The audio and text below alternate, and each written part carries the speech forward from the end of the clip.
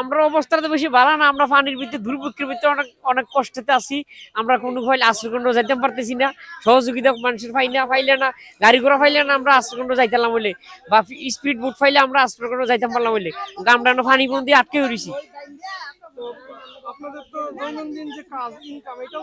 Income আমরা সব বন্ধ, ইনকাম নাই। প্রাণ সহযোগিতা আমরা যথেষ্ট পরিমাণে দিতে আছে, আমরা এইভাবে চলতেছি, কিন্তু আমরা এখান থেকে যাওয়ার লাইন করতে হবে, আমরা যাতে আমরা আস্তে করে যাইতে পারি। হ্যাঁ হ্যাঁ, পিছনে যে বাড়ি এটা আমাদের বাড়ি। এই যে আমরা পানিবন্দি ভিতরের এলাকাটা সবাই সামনে দিয়ে ত্রাণ দেয়, ভিতরের এলাকাটা কেউ ত্রাণ দেয় না। এই যে পানিবন্দি 100টা ফ্যামিলি, আপনারা যে 100টা ফ্যামিলি আপনারা দিয়ে যান, সবার তো মনে হয় যে ইয়া নাই, টিয়া আছে, টিয়া সবাই এখন যায় না। গতকালকে গ্যাসের বোতল 1200 আজকে 2500 দিয়ে পাইছি, তাও চিল্লা চিল্লি করে একটা পাওয়া গেছে। একটু দেখেন যদি মেহরবানি করে কিছু একটা পাওয়া যায়। এটা ভিতরের জায়গা কেউ আসে না, মেইন রোডে যায় সে সিন্ডিকেট করে শুকনাটির জায়গায় খানাটি ভিতরে আসে না।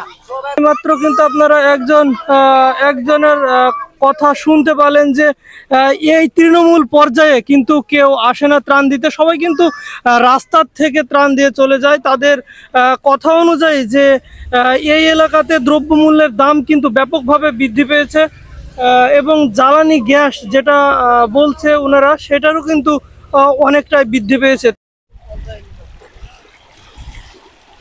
রাস্তায় এসে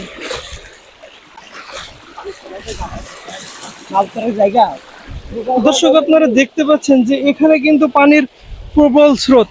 মানবতার চোখের টিম কিন্তু স্থানীয়দের সহযোগিতায় এই গ্রামের মধ্যে ত্রাণ বিতরণের জন্য এগিয়ে যাচ্ছে। আপনারা দেখতে পাচ্ছেন, আমরা এখানে দেখতে পাচ্ছি যে হাঁটু পর্যন্ত পানি, এবং এই পানি কিন্তু ব্যাপক স্রোত এবং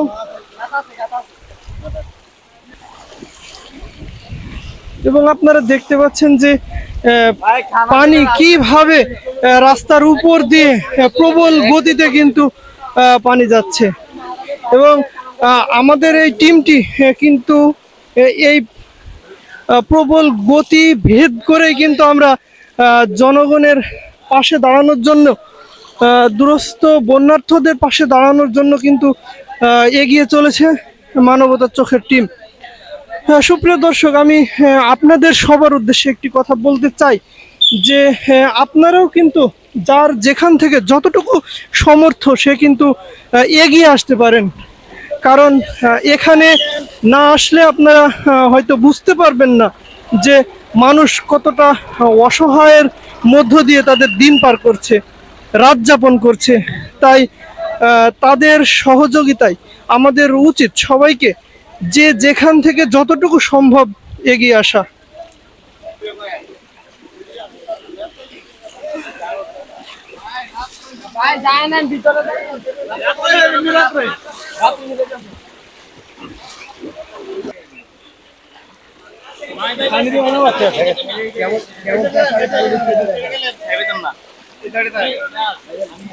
দর্শক আপনারা এখানে দেখতে পাচ্ছেন যে আমরা যে দিক দিয়ে পার হচ্ছি এটা কিন্তু ব্যাপক স্রোত, এবং রাস্তার উপরে যে পরিমাণে স্রোত, সবাই কিন্তু হাত ধরে ধরে হাঁটতে হবে, তা না হলে কিন্তু একজনকে যদি টেনে নিয়ে চলে যায় তাহলে কিন্তু সে একদম পানির মাঝখানে চলে যাবে।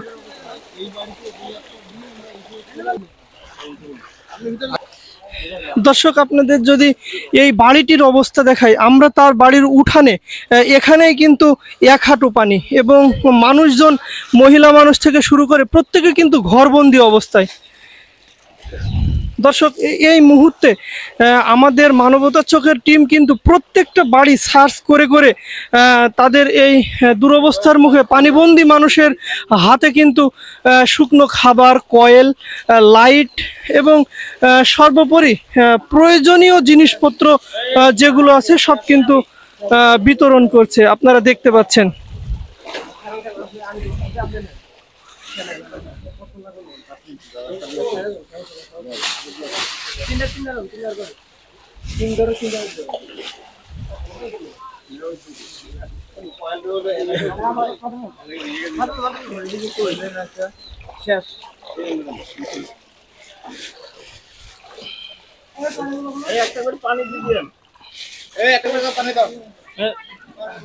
পানি আছে না, আছে সমস্যা নেই।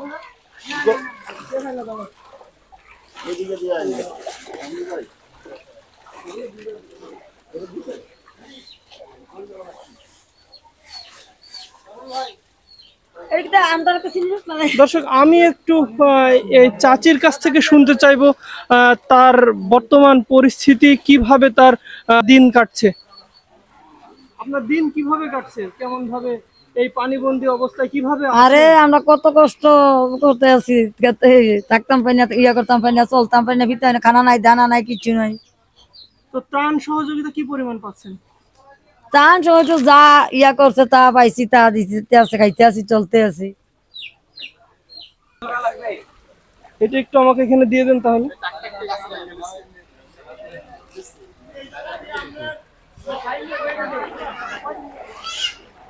দর্শক, আপনাদেরকে যদি দেখায় যে এখানে কিন্তু দড়ি লাগানো আছে এবং পানির প্রবল স্রোত, এই স্রোতের কারণে কিন্তু আমরা সবাই এই দড়ি ধরে ধরে লাইন দিয়ে কিন্তু যাচ্ছি, কারণ এই দড়ি যদি হাত থেকে ফসকে যায় তাহলেই মনে করেন যে বিপদের সম্ভাবনা। এইদিকে যদি দেখায় আপনাদেরকে যে কি পরিমাণের পানি স্রোত যাচ্ছে।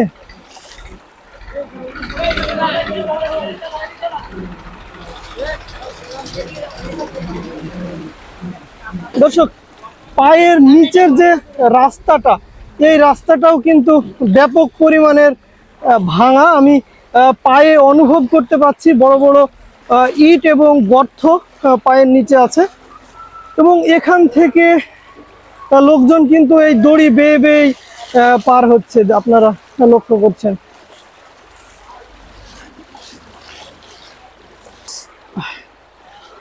দর্শক, আরেকটা বিষয় আপনাদেরকে না বললেই না, কারণ এখানে যারা স্থানীয় যুব সমাজ আছে বা স্বেচ্ছাসেবক হিসেবে কাজ করছে, তারা কিন্তু অমায়িক ভদ্র, অমায়িক ভালো এবং প্রচুর পরিমাণে হেল্পফুল। তারা আপনাকে প্রত্যেকটা পদক্ষেপ, প্রত্যেকটা বিষয় কিন্তু তারা আপনাকে গাইড করবে। এবং আমরা এখানে যেহেতু নতুন, আমাদের রাস্তাঘাট, চলাফেরা সব কিছুই কিন্তু নতুন, আমরা কিন্তু কিচ্ছু চিনি না। তারপরেও রাস্তা থেকে শুরু করে সব কিছু কিন্তু পানির নিচে তলিয়ে গেছে। তো কোন দিক দিয়ে যেতে হবে, কোন দিক দিয়ে গেলে বিপদের সম্ভাবনা কম, প্রত্যেকটা গাইডলাইন কিন্তু এখানকার স্বেচ্ছাসেবী টিমের যেসব ইয়াং সদস্যরা আছে তারা কিন্তু হাতে কলমে বা হাত ধরে ধরে প্রত্যেককে দেখিয়ে দিচ্ছে যে আপনারা এই দিক দিয়ে যান, এই দিক দিয়ে গেলে ভালো হবে, এইভাবে যান। দর্শক, আপনাদেরকে আমি আরো একবার বলে রাখি যে এটা আমরা যেখানে আছি, এটা একটা কুমিল্লার বুড়িচং উপজেলার লরিবাগ গ্রাম। এই লরিবাগ গ্রামটি কিন্তু প্রত্যেকটা বাড়িতেই কিন্তু পানি উঠে গেছে এবং প্রত্যেকটা বাড়ির উঠানে পানির পরিমাণ 1 হাঁটু।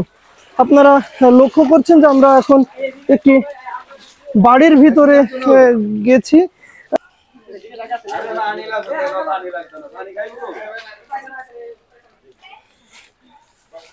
দর্শক, আপনারা দেখছেন যে মানবতার চোখে।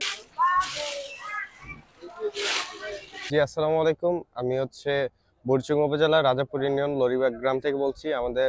ক্রমশই আমাদের বন্যার পরিস্থিতি অবনতির দিকে যাচ্ছে। আমাদের এলাকার 3টা মহল্লা, মানে দক্ষিণ পাড়া, পশ্চিম পাড়া, উত্তর পাড়া, প্রায় পানির নিচে চলে গেছে। এখন কিছু আছে মধ্যপাড়ার দিকে, কিছু সংখ্যক বাড়ি, বেশিরভাগ সংখ্যক বাড়ি পানির নিচে। এখন কাহিনী হচ্ছে যে ওই কিছু আছে রিমোট এরিয়া, ওইখানে আমরা বোটও সাপ্লাই দিতে পারতেছি না। তারপর ত্রাণ আসতেছে, কেউ গাড়ি নিয়ে ঢুকতে পারতেছে না, যারাই আসতেছে রোড সাইডে দিতেছে। ভিতরে অনেক জায়গা খালি পড়ে আছে, অনেকেই ত্রাণ পাইতেছে না। আবার কিছু রেস্কিউ করার দরকার উত্তর সাইডে, কারণ ওই সাইডে পানি প্রচুরভাবে বেড়ে গেছে। আর আমাদের সবার প্রতি একটা দৃষ্টি আকর্ষণ যে আপনারা যদিও না আসতে পারেন, আমাদের কিছু বোট দিয়ে সাহায্য করেন, কারণ গত 20 বছরে আমরা এই পরিস্থিতি দেখি না। এই জন্য আমরা আসলে ওই পরিস্থিতির জন্য প্রস্তুত ছিলাম না।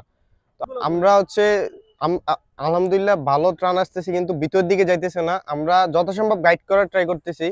আমাদের অনেক সংগঠন আছে, আমাদের যুব সমাজ দিনরাত পরিশ্রম করতেছে, আমরা পাহারা দিতেছি এলাকা। যদিও ব্যাপারটা দুঃখজনক, অনেক গ্রামে চোর পড়তেছে, সুতরাং আমরা গ্রাম পাহারা দিতেছি।